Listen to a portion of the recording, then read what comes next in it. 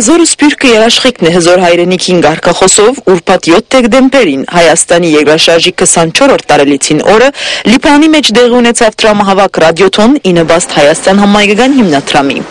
Առավոտյան ժամը 10-ին երեկոյան ժամը 8 երկարած ռադիոթոնի այս տարվան հասույթը պիտի հատկացվի Սուրիա-հայության օժանդակության, Լիբանանահայ գրթական հաստատություններուն եւ Արցախի սահմանամերձ գյուղերու համայնքային կենտրոններու կառուցման ծրագրին։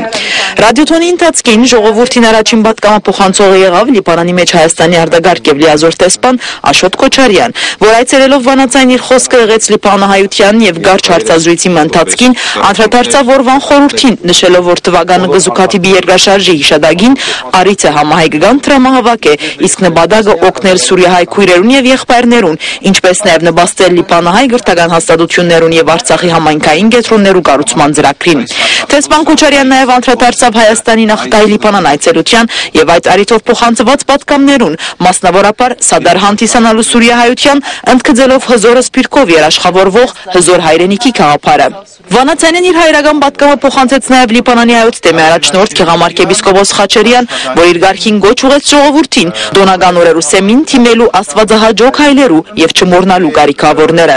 Իսկ իր ղարքին հայկական երեսփոխանական բլոկի ներկայացուցիչ երեսփոխանագող Պակրադունի հիշեցուց, որ Լիբանանյան պատերազմի օրերուն Սուրիայությունը առաջինն էր, որ օգնության փութած Լիբանանահայության, Սուրիայությունը առաջինն էր, որ զորակցություն հայտնեց երկրաշարժի եւ անոր հաջորդող դարիներուն աղետահար մեր հայրենիքին։ Իսկ այսօր հայ ժողովրդի նվազագույն բարդականությունն է, թե ոթիգուն կանգնի դակնաբահար Սուրիահայության։ Նշենք, որ ռադիոթոնի երկար օրվան ընթացքին իրենց պատկամները փոխանցեցին նաեւ հայկաթողի համայնքեն Դերքեվորքի Եղեյան, ինչպես նաեւ Մերձավոր Արևելքի հայ-ավետարանական եկեղեցիներու միության գետրոնական վարչության անդենաբեդ վերաբատվելի դոկտոր Փոլ Հայդոստյան։ Ռադիոթոնի ընթացքին ուղղակի գապ հաստատվեցավ նաեւ Սուրիայության շտաբ օգնության մարմնի հետ եւ Լիբանանահայերը իրազեկ դարձան մասնավորապես Հալեբայության թիմակրաված վերջին օրերու դժվարություններու մասին, էլեկտրական հոսանքի չկոյություն, ջուրի, հացի, վարելանոչի դակնապ եւ այլն։ Եվ հագարակ Լիբանանի մեջ դիրող ապահովական տնտեսական ոչ նպաստավոր պայմաններուն նկատառելի էր Լիբանանահայության բարեկամեցողությունը այս հանգրվանին մասնավորապես օգնելու Սուրիահայության։